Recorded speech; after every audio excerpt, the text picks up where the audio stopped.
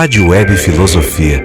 Melhor uma única boa questão do que um monte de certezas.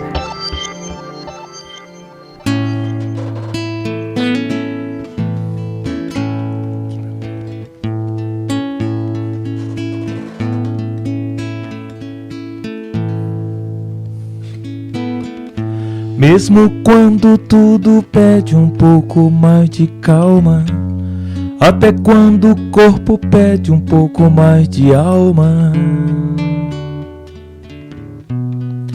a vida não para.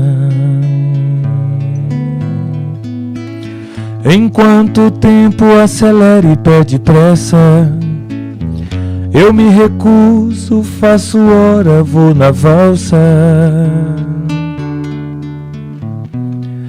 A vida é tão rara.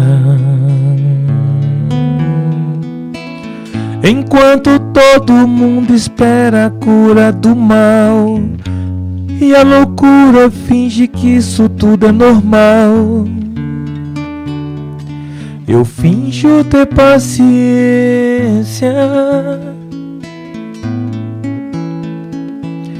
E o mundo vai girando cada vez mais veloz. A gente espera do mundo e o mundo espera de nós. Um pouco mais de paciência. Será que é tempo que lhe falta pra perceber? Será que temos esse tempo pra perder?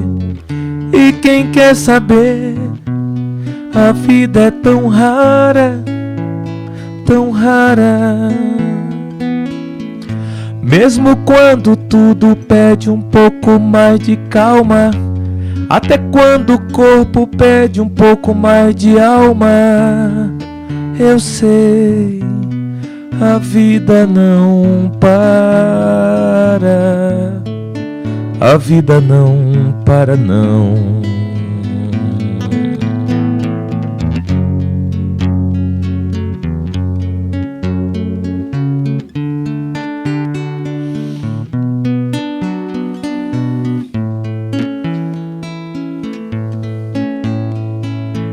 Será que é tempo que lhe falta pra perceber? Será que temos este tempo pra perder? E quem quer saber? A vida é tão rara, tão rara. Mesmo quando tudo pede um pouco mais de calma, até quando o corpo pede um pouco mais de alma, eu sei, a vida não para. A vida não para, não.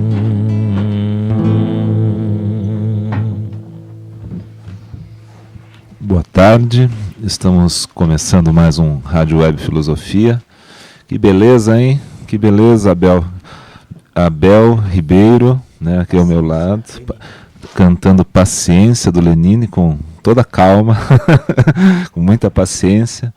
E aqui ao lado também do Johnny Gil Melquiades, nosso velho e bom companheiro que está de volta ao programa depois de um longo e tenebroso inverno. Só está começando, né? Que só está começando. E já chegou com uma belíssima canção, né? É. Maravilhosa. Então, hoje o nosso tema, né, é o corpo na filosofia. E a gente... curiosamente, né, nessa mesma circunstância, nós estamos hoje numa situação que é o lançamento do meu livro sobre o corpo, né, hoje à noite. Então, sobre o conceito de corpo nas obras do Schopenhauer e Freud. O livro se chama Uma Estreita Passagem. E, curiosamente, né, a gente de modo algum programou isso, porque nós fizemos essa programação dos temas, né, do Rádio Web lá no início do semestre, e só há pouco tempo atrás que foi definido, né, pela editora e pela livraria da Vila, onde vai ocorrer às 19 horas, a data, e coincidiu de ser exatamente na mesma data do programa, que é uma coisa sem dúvida muito, muito curiosa. Então eu gostaria de começar o programa fazendo uma pequena provocação assim, filosófica em relação ao tema, como ele foi trabalhado na filosofia, especialmente o valor que o corpo tem, né, e de que maneira que ele foi tratado pelos filósofos, né? Eu sempre gosto de lembrar da imagem que o Platão traz no Fedro, no diálogo Fedro, da autoria dele, a respeito da carruagem alada da alma. Então, essa é uma imagem para mostrar as tendências, né, humanas, as tendências do psiquismo humano e das ações humanas, mediante o binômio corpo e alma. Então, Platão é o responsável no Ocidente, no caso, pela introdução desse binômio, né, como algo importante, como algo, digamos assim, de relevância.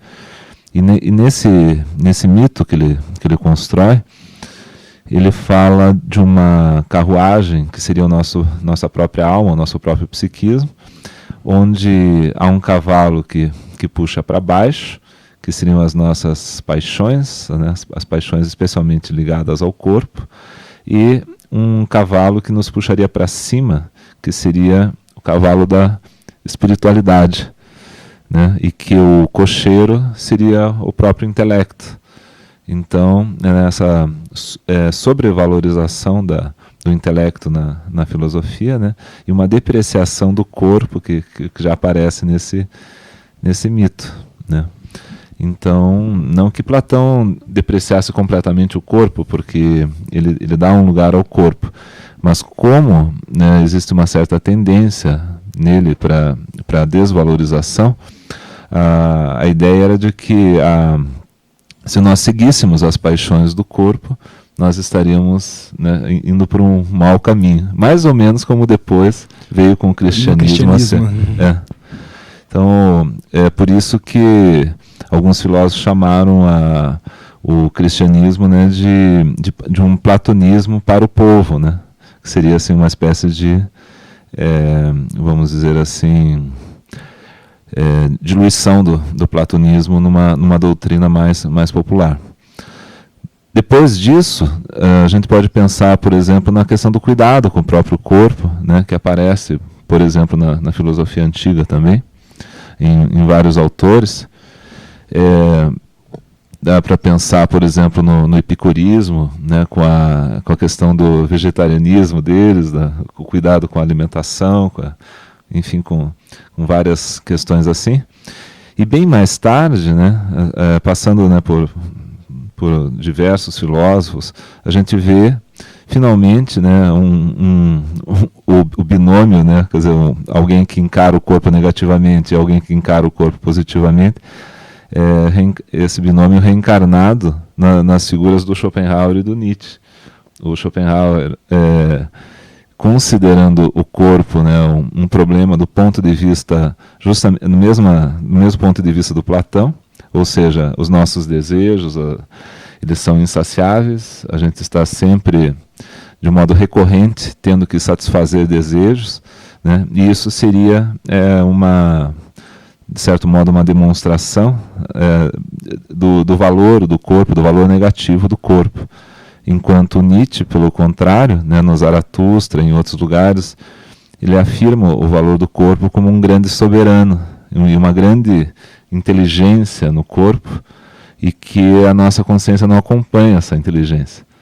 Então, de certo modo, é uma recolocação dos valores, né, uma reavaliação desses valores, e pensando no corpo como a possibilidade de uma grande saúde, né, vinda exatamente de uma apreciação diferente do corpo, onde o corpo não seria mais desvalorizado, mas sim valorizado. Então essas tendências, elas vão...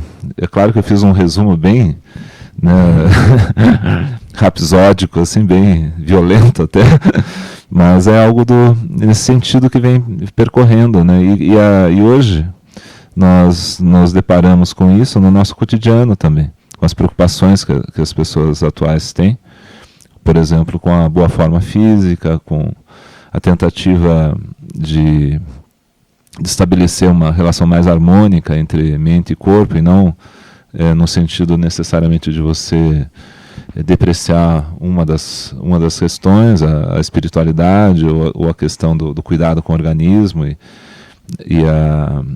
uma visão não tão, vamos dizer assim, necessariamente, né, negativa da sexualidade e enfim, das atividades físicas, né, que são muitas vezes depreciadas pelos filósofos, né, mas não pelos grandes filósofos, porque, por exemplo, o próprio Platão, apesar disso, era um atleta, né, a própria palavra Platão significa ombros largos, ou seja, o grego, na verdade, em geral, ele tinha que ser atlético, porque ele ia para a guerra, ele não tinha condição de ser uma pessoa não atlética, né? Sedentária.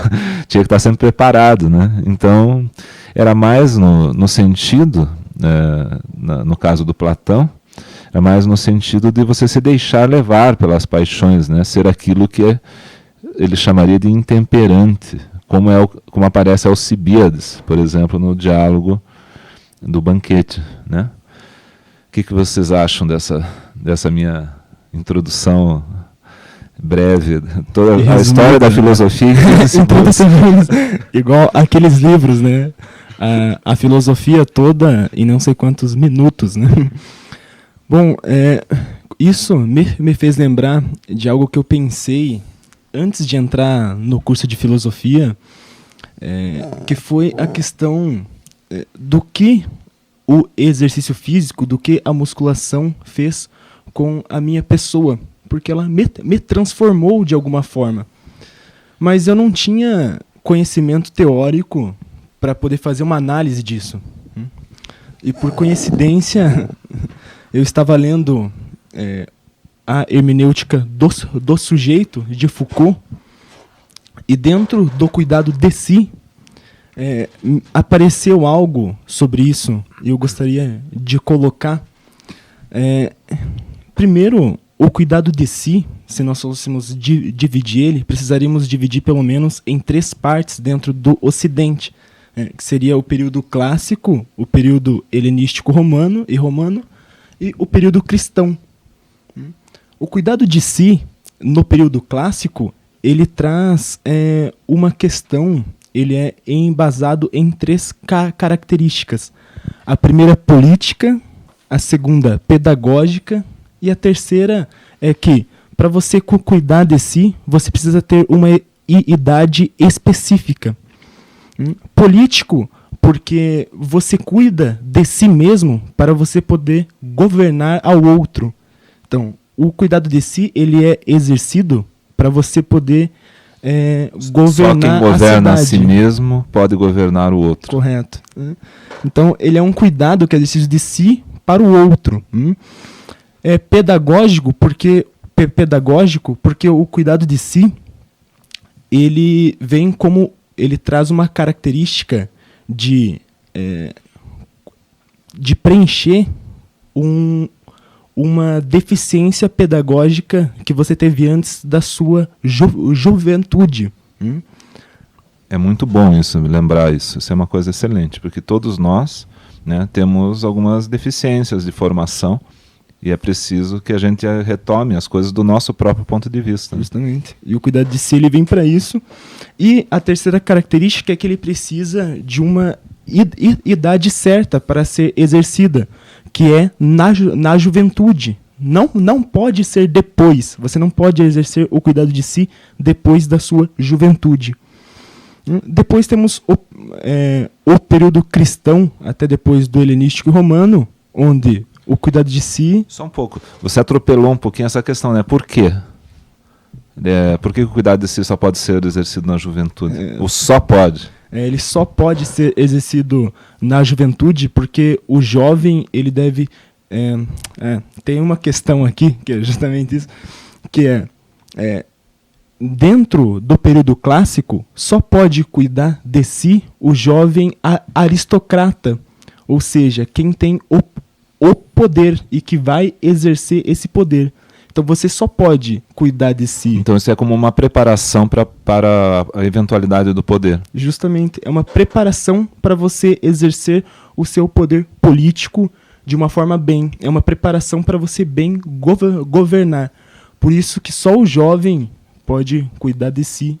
Não pode deixar passar, porque senão você governaria de forma errada a cidade, estado. Ou seja, se você passar da hora, você vai chegar numa condição ruim à sua idade adulta, e com isso você vai governar mal a cidade. Justamente. Então, É na juventude que o corpo está mais preparado para Mais disposto. mais disposto, né? para Essa plena aprender. formação. Justamente isso. Então, o período clássico ele tem isso, que é a questão de governar, né? O cuidado de si, o objetivo último dele é você governar bem. Eu vou pular o helenístico romano porque eu volto para ele depois, mas no período cristão, eu não vou saber ao certo todas as características, mas ele tem uma recusa do corpo, né? Que isso é uma questão histórica mesmo. Agora, o interessante é quando nós vamos para o período helenístico e romano, onde não mais você tem uma idade certa, não mais é só o jovem que detém o poder que pode cuidar de si. Pelo contrário, agora são todas as pessoas durante toda a sua vida. E a função ainda é para o governo? Não, a função não é mais agora para é dizer para si mesmo. Você Ok. cuida de si somente para si. O outro é uma consequência dessa relação de si para consigo mesmo. Isso retoma o tema da intimidade, né? Enfim, que já não é mais o ateniense e o grego, eles já perdem essa dimensão da polis, que eles foram dominados no período de Alexandre, depois pelo Império Romano. E agora nós estamos diante de pessoas individualistas, né? De um período posterior a essa época de ouro, vamos dizer assim. O individualismo aqui chegando.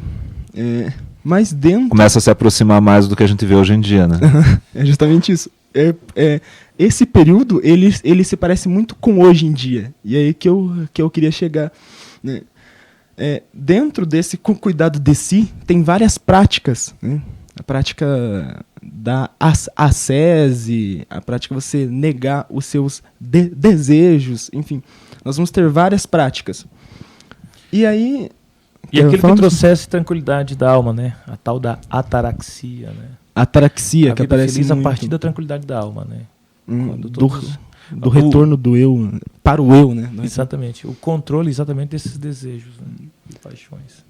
E agora é onde que eu queria chegar, que é a questão de como a musculação transforma ou pode transformar as pessoas.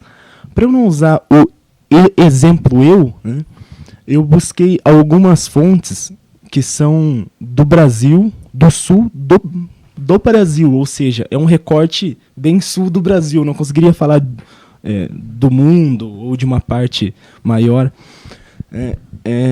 Que é quando você inicia a prática da musculação somente com o objetivo do corpo em si, para você alcançar o seu corpo, você precisa de algumas práticas. E essas práticas se parecem muito com as práticas do cuidado de si no período helenístico e cristão. Então você vai ter a prática da ascese, que quem é praticante, um bodybuilder que pratica academia, por exemplo, pratica muito a prática da ascese. Ele quer sair à noite, mas ele não pode sair à noite, senão ele vai perder músculos, enfim, ele tem que dormir um determinado tempo, né? Ele tem que comer não as coisas que ele gosta, mas as coisas que ele tem que comer, né? Como os epicuristas faziam, que era fazer uma mesa com um monte de coisas boas, e em vez deles comer, eles traziam os escravos para comer, e eles ficavam apenas olhando, e depois se alimentavam de coisas que faziam bem para o seu corpo, né? Então, o bodybuilder também é a mesma coisa. É interessante que eles comiam pelos olhos. Traziam outros para comer, para poder comer pelos olhos. Eles ficavam só olhando. Uma espécie de satisfação sublimada. Sublimada, né? Você dá para o outro aquilo que você não pode. Essa disciplina está no campo da espiritualidade, né? No sentido de mente, no sentido... É uma conexão, né? Corpo e espírito, né? É mais do que uma desconexão, uma conexão. Porque o corpo pede satisfação. E aí talvez onde eu estou imaginando onde você quer chegar, né? Com o que ela trouxe para ti como, né, fisiculturista. E aí, a partir dessas práticas, mesmo você não sabendo que são as práticas do cuidado de si, leva você a pensar em outras coisas. Porque é nessas práticas que você faz o retorno ao seu eu. Né? Que você se olha para dentro de si. Esvazia dessas coisas e encontra outras, né? Você encontra outras coisas dentro de si mesmo. E aí, quando você faz uma análise desses bodybuilders, eu vou pegar um que se chama Letodai, que além dele ser fisiculturista, ele também faz rap, então faz poemas, enfim. O início da carreira dele... essas palavras para que o ouvinte possa... É um construtor de corpo, né? Um construtor do próprio corpo. É um escultor de si mesmo. Justamente. É um fisiculturista. É um escultor de corpos, um fisiculturista. Okay. E além dele ser fisiculturista, ele também faz poemas, faz rap. E o interessante é você pegar o início da carreira dele, onde ele vai trazer conceitos muito básicos, falando em suas músicas apenas do corpo e como é bom ter um corpo lindo, enfim. E você pegar as músicas de hoje dele, que ele já tem uma trajetória muito grande, que ele vai falar de coisas como o eu, de como ele se encontra com ele mesmo, dentro do seu quarto, quando ele está com ele mesmo, somente com ele.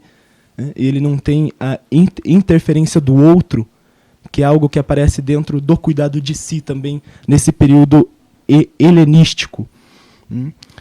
Então, talvez isso é uma coisa que ainda deva ser estudada a fundo, né? Como essas questões das práticas de si, na contemporaneidade, que nós ainda não sabemos que são as práticas de si, né?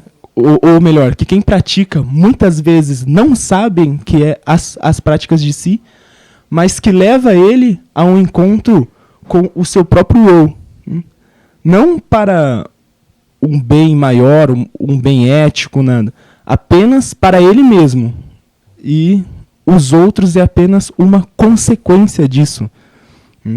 Dessa prática com ele mesmo. Mas onde começa tudo é nessa questão do corpo. É nessa questão estética, né? O que ele quer não é o encontro com o eu, num primeiro momento, pelo menos. O que ele quer é só o seu corpo belo, né? E a partir disso ele se encontra com ele mesmo nessas práticas de si, né? Então isso é uma questão interessante que talvez pode ser só um devaneio, mas me parece... Existe uma palavra para isso que em português, em bom português, que é disciplina, né? Essa disciplina é físico-espiritual, né? Ela não é apenas física, mas ela alcança a espiritualidade exatamente porque, de certo modo, ao forçar um movimento que seria, entre aspas, antinatural... A disciplina é um movimento de ascese, né? Daí fica a pergunta... se ela está na dimensão corpórea, né? Ou na dimensão do intelectivo, né? Do sensitivo, do sapiens, né? É engraçado que parece que tem uma transição entre as coisas, que ela não é uma transição necessariamente de ruptura, né? É quase como se fosse uma espiritualização do corpo, né? E uma espécie de corporeidade do espírito também, né? Num outro nível, né? Se pudéssemos pensar dessa forma. Eu vejo assim, a formação cristã do brasileiro, ela é bem marcada pela negação do corpo, né, a partir do pensamento medieval, né? E foi esse padroado que adentrou em nossa cultura. E pensando, assim, enquanto vocês falavam, a relação que eu tenho com o corpo, ela é bem pessimista, né, bem negativa, assim. Eu sempre imagino Sócrates, Platão, Aristóteles, falando de controle, né? Falando de disciplina, falando de cuidado, olha a razão, controla as paixões, os desejos. Eu lembro de uma passagem de Platão, né? Que o mar das paixões, né? Quando estamos apaixonados, pateticamente apaixonados, é como se fôssemos um barco à deriva, né? Numa grande tempestade, né? Não sabe exatamente onde vai se levar. Então, quando fala hoje em corpo, eu vejo com muito pessimismo, né? Eu não consigo vislumbrar as benesses de você dar vazão aos apelos do corpo, dado essa formação cristã. Sim. Tão marcante assim, na nossa cultura. No senso comum, né? No senso comum, eu acho que é muito... Não só no senso comum, mas de modo geral, né? Da nossa sociedade, o corpo ele é visto como algo... Quando você dá valor ao corpo, parece que já existe um rótulo sobre algo que não é bom, né? Você não... Sobre... Como se não fosse bom isso. Me parece de uma forma... de um modo geral que isso acontece. Até dentro da própria faculdade, né? Isso acontece. Quando fala assim, corpolatria, né? Eu vejo assim, os espaços de fisicultura como esse espaço de culto ao corpo, né?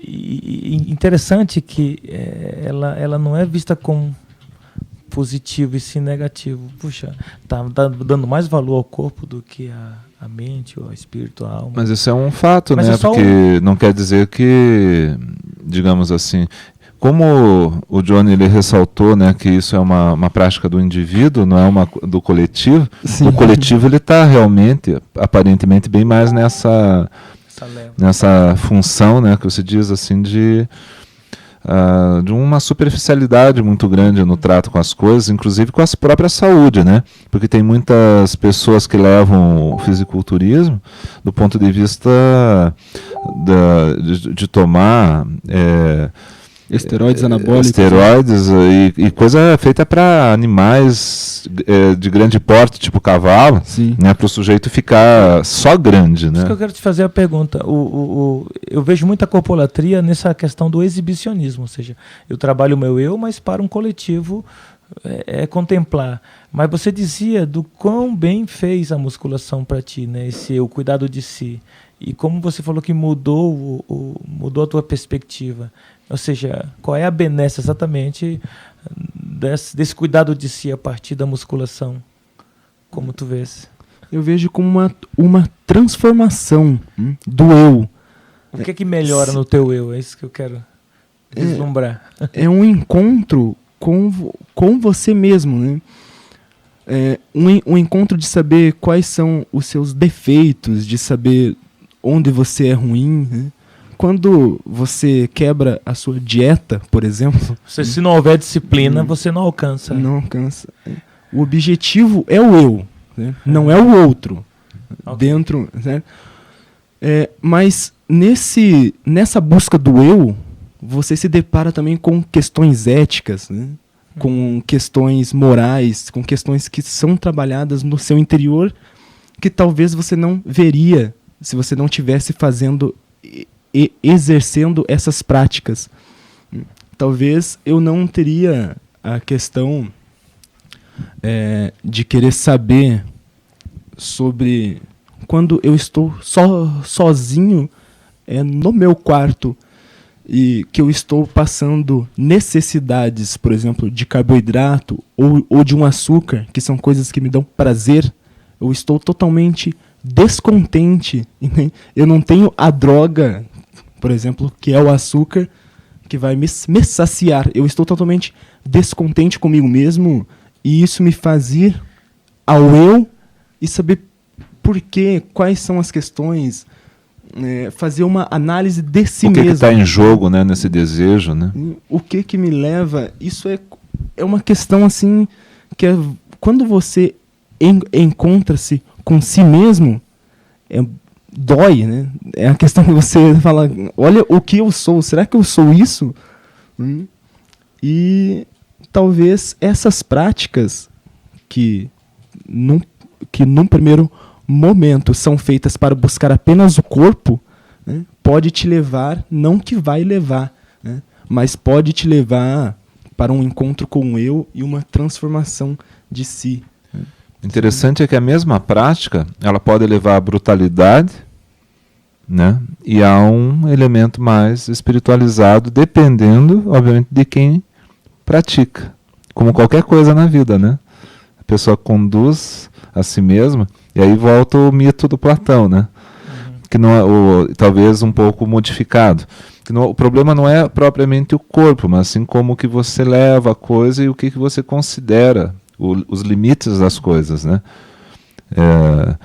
Digamos assim, a alegria e a espiritualidade, elas têm um limite que é mais ou menos amplo, de acordo com quem pensa o problema, de acordo com a característica cultural de quem está pensando.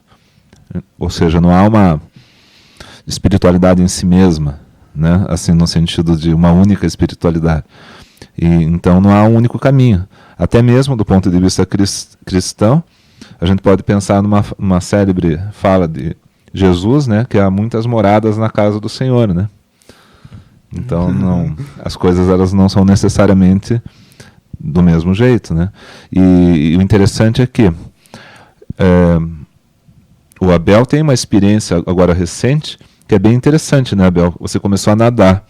Que tipo de benefício que você poderia dizer para a gente que você tirou dessa atividade física?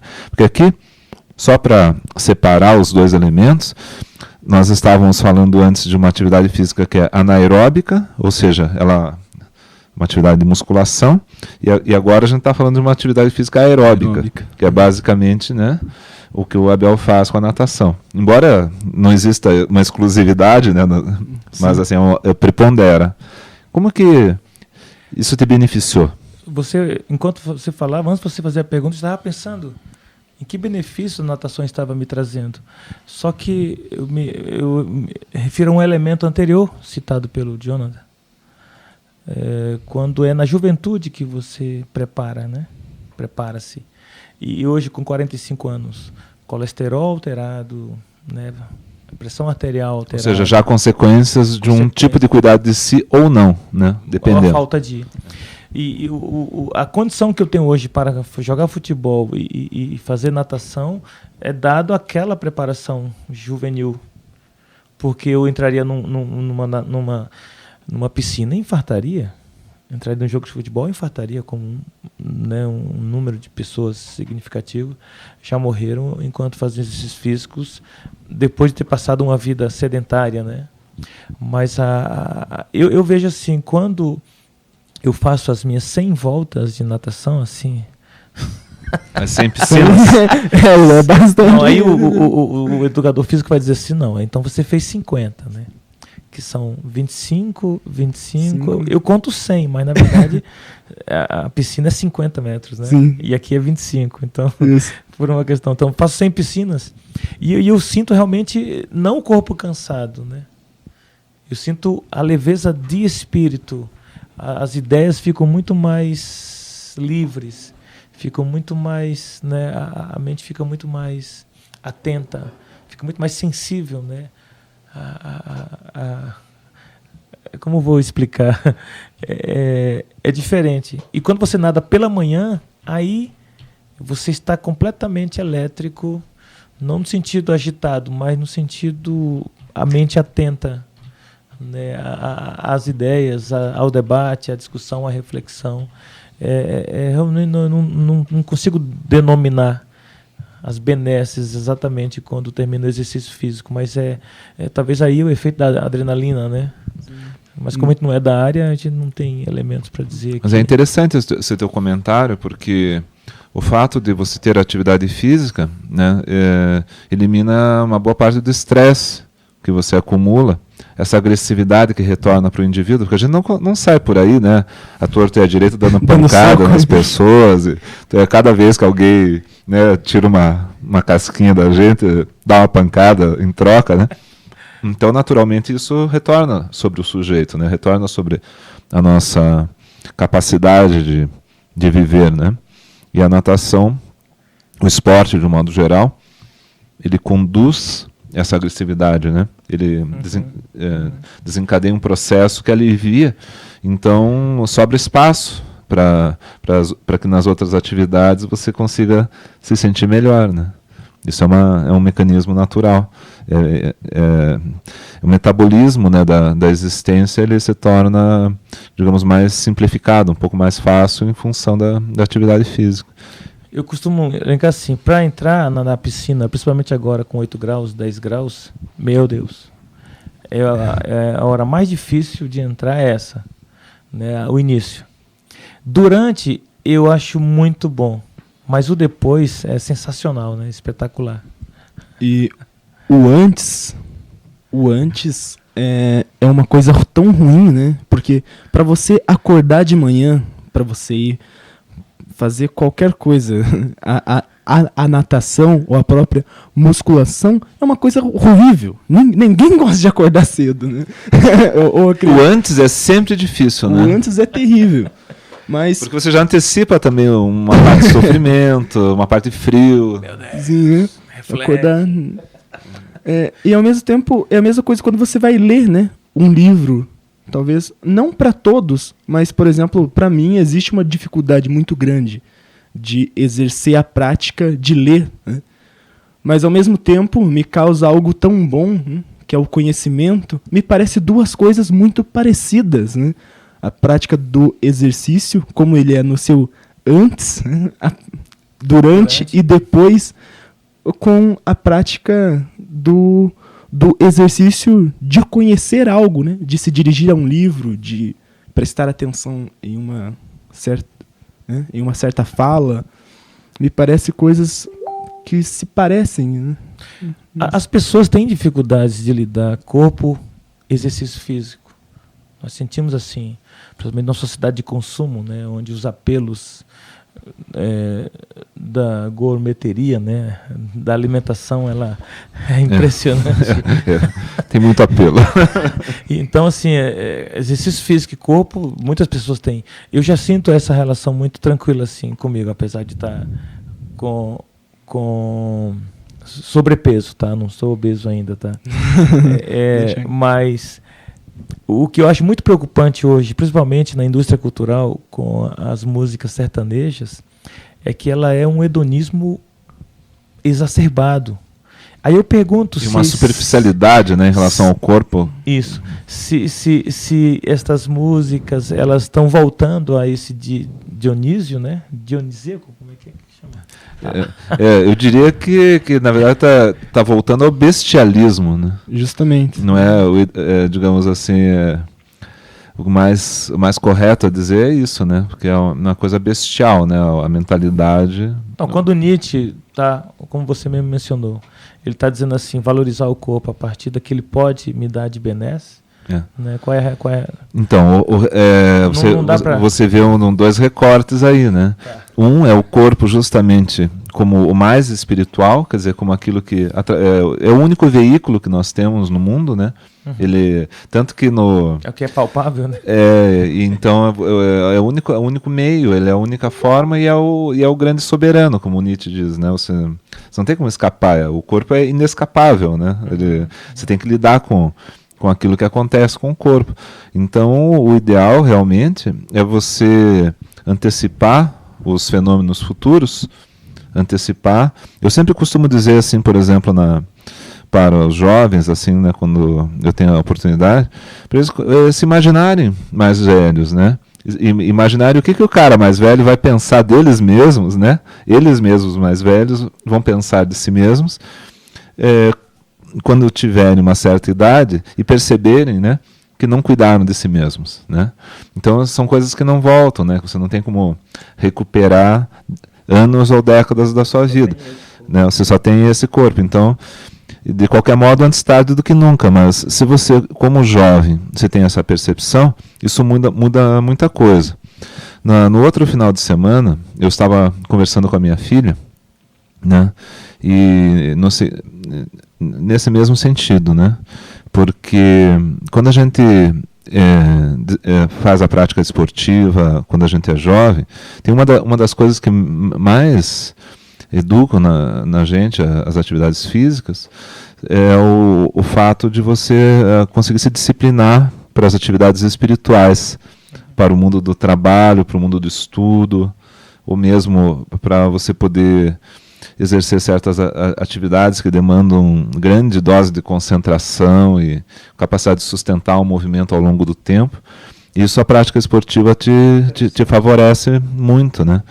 Que, por exemplo, no meu caso, eu fui introduzido na prática esportiva pelo meu avô, que na Alemanha eles têm o hábito de fazer exercício já desde muito antes do século XX, né? Quer dizer, é uma coisa que eles, assim, nos moldes do século XX, eles já faziam.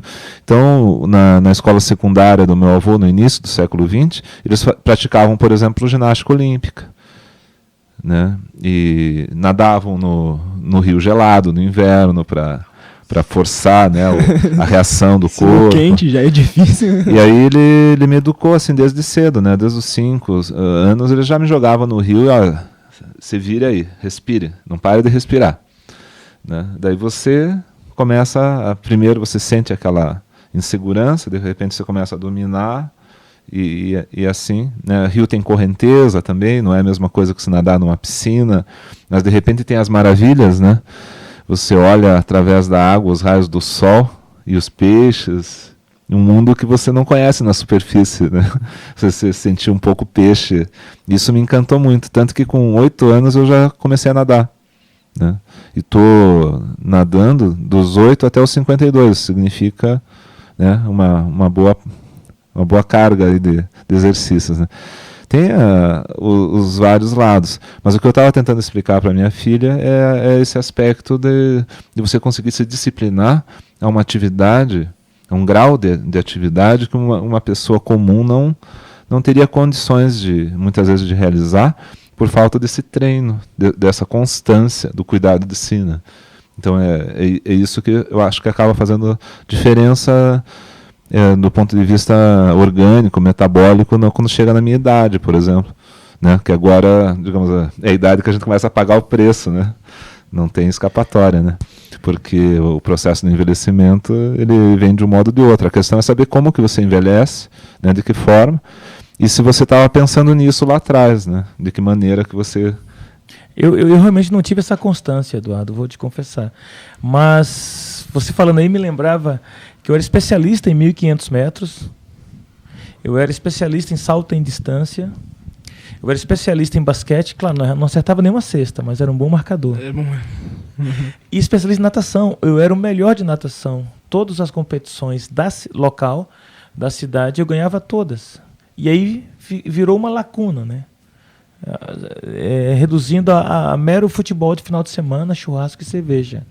Quer dizer, é uma combinação terrível do ponto de vista da disciplina, da organização, daquilo que você almeja para a tua vida, né? Você tem que ir com esse corpinho, quantos anos? Mais uns 30, 40? Então, se a medicina evoluiu, né, também evoluiu de certo modo, e o engraçado é que todas as camadas humanas elas sempre permanecem, né? Tudo bem, uma certa preocupação evoluiu, uma certa mentalidade evoluiu, várias coisas evoluíram, né? Mas não todas as pessoas aderiram a essa evolução. Nunca é assim que acontece, né? Eu digo, as pessoas que estão praticando, que foi a tua questão inicial, numa academia, muitas vezes elas estão ali apenas narcisicamente, apenas numa relação com o espelho, com a forma, e não, maciço, né? E não com o conteúdo, né? Não com aquilo que habita esse corpo. Não precisamos pensar numa alma separada do corpo, né? Essa é a pergunta que eu queria fazer para ti. Em que momento esse dualismo, na nossa contemporaneidade, ele se torna problemático? Né? Você pode ver que várias instâncias, eles estão separados mesmo.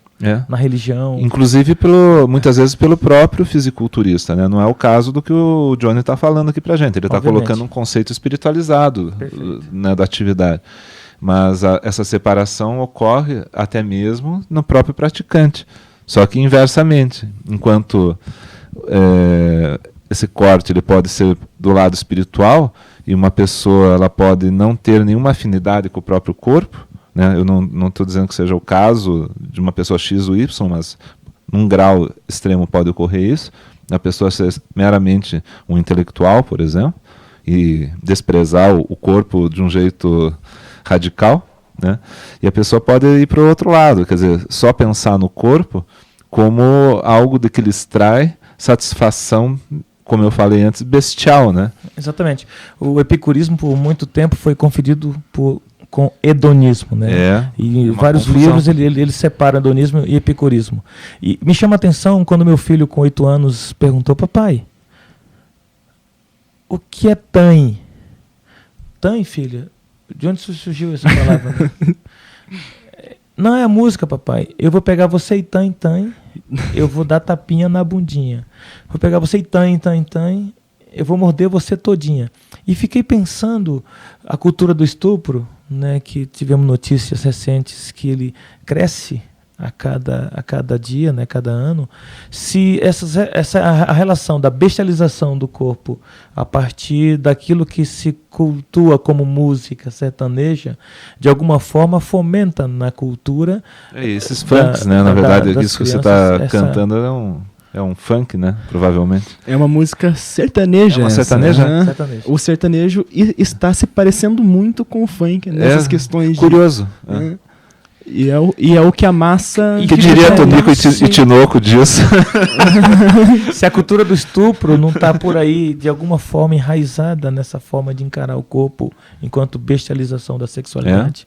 Mas com certeza, né? Porque a partir do momento, né, que você já não preza mais pelo humano, porque o humano ele não pode ser considerado apenas uma forma, né? Ele é também uma maneira de viver. Você tem uma consideração ética sobre a existência, independente do dualismo corpo e alma. Mesmo que você considere que corpo e alma são a mesma coisa, aristotelicamente, ou do ponto de vista nietzschiano, né? A alma é uma alma do corpo, e não algo separado. Isso é uma coisa que não precisa entrar em consideração pela gente, né? Porque efetivamente a atividade disso que a gente chama de alma poderia ser considerada num caso ou em outro, né? Em ambos os casos. Você pode ver que o próprio Lenine, quando compõe a música Paciência, ele fala: mesmo quando tudo pede um pouco mais de calma, até quando o corpo pede um pouco mais de alma. De certa forma, é um dualismo. E Michel Montaigne, quando escreve ensaios, né? Que ensinasse os homens a morrer, os ensinaria a viver. Quando ele diz assim, a alma sai desse corpo, contempla, e volta para esse corpo melhorado. Né? De certa forma, um dualismo, mas não necessariamente um dualismo de separação, né? Isso. Mas dizendo assim... Pode um dualismo gramatical. O corpo não pode ficar sem alma. Então, o corpo não pode ficar na dimensão, como chama ali, os somáticos. É só orgânico. Só orgânico, perfeito. O biológico. Porque essa atividade é que é a mágica da coisa, né? Digamos, mesmo que você tenha um organismo e não saia disso, essa atividade que a gente chama de alma, né, é uma coisa absolutamente mágica, de qualquer modo. Especialmente a autoconsciência, né? A gente ter a percepção, que é o teu ponto de partida, Johnny, né? A percepção de si mesmo. Então, o cultivo da espiritualidade a partir da musculação, mais ou menos traduzindo é o que você tentou nos falar algo aqui. Do gênero. Porque a gente imagina sempre a espiritualidade dentro de um preceito religioso, dentro de uma... A espiritualidade a partir da prática, né? A prática te levando a essa espiritualidade, né? Não espiritualidade no sentido cristão, claro, né? Claro. Mas essa espiritualidade, né? A sua alma. O modo como você, através de uma disciplina espiritual, cultiva o corpo, no caso. Justamente. E o respeita, né? E o respeita, isso. Porque o respeito ao corpo tem a ver com essa questão da cultura do estupro e tudo, né? Porque, veja... Ou a falta de a falta de respeito. No caso, por exemplo, da nossa consciência, né, da identidade de todos os seres, né? Que, na verdade, a gente tem a individualidade, mas também há uma identidade, né?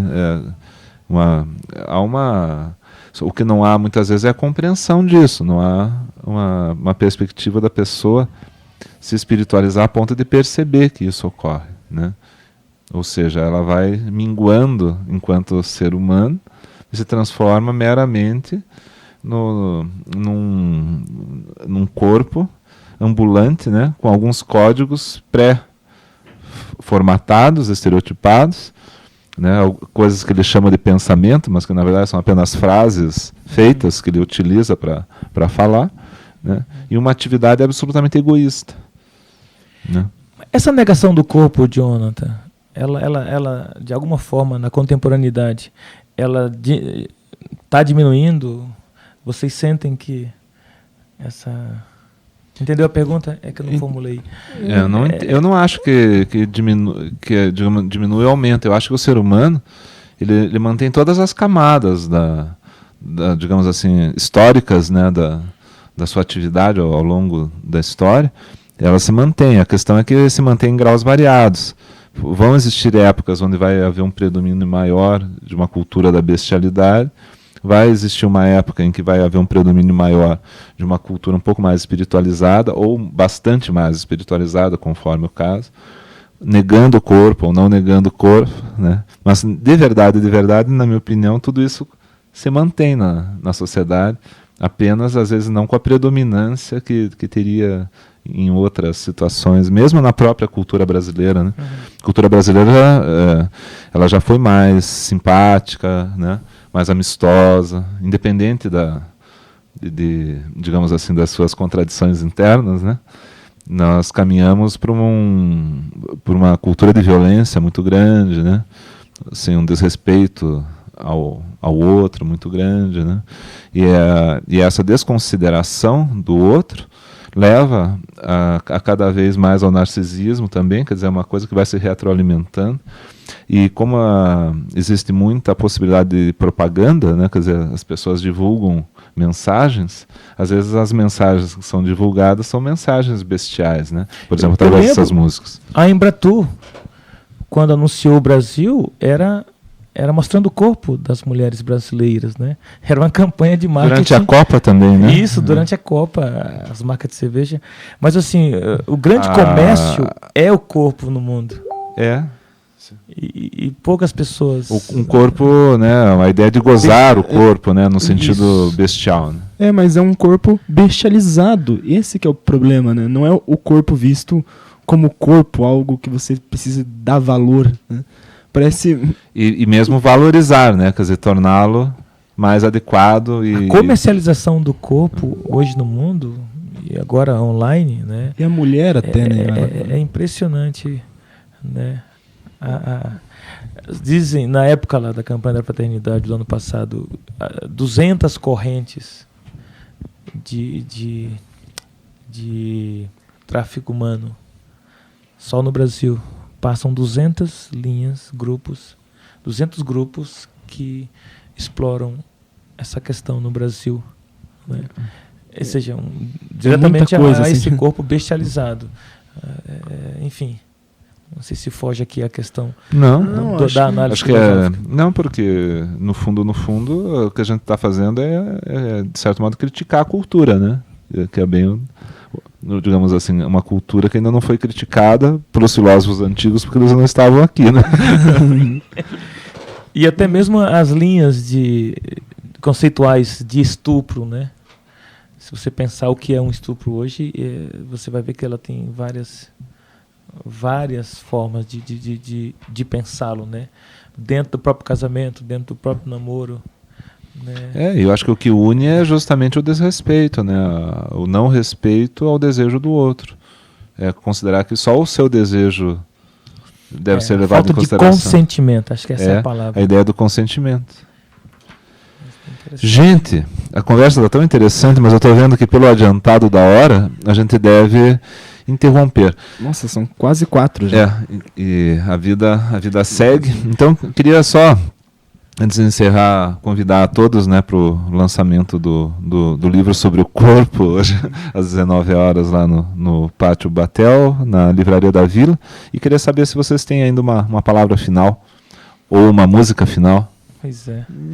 Eu ainda fiquei com algumas questões. E a semana que vem a gente dá continuidade para essa conversa. Né? A gente parte daqui e faz o segundo tempo. Com muitas dúvidas agora dessa questão do corpo, depois da provocação do professor Abel, mas não há nada que eu queira expor agora. Então, a gente medita aí uma semana. Eu queria só pensar, Eduardo, que gostaria muito de estar lá, mas eu vou estar em classe, né?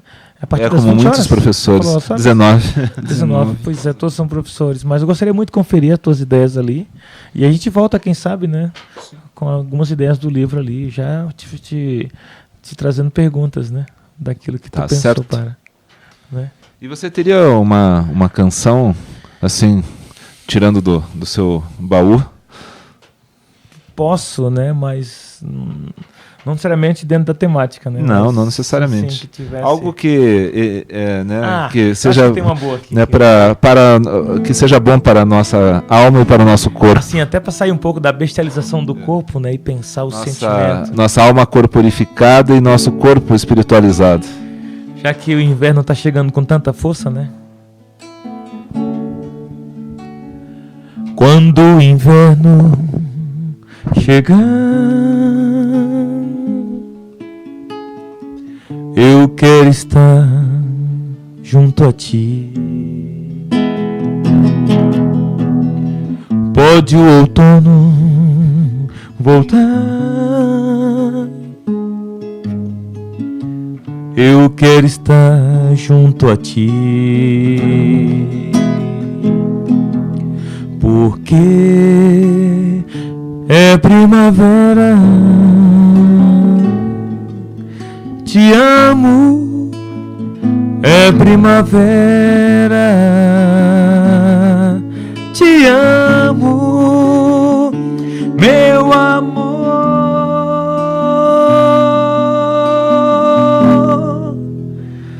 Trago esta rosa para lhe dar, trago esta rosa para lhe dar, meu amor. Hoje o céu está tão lindo, faz chuva, hoje o céu está tão lindo.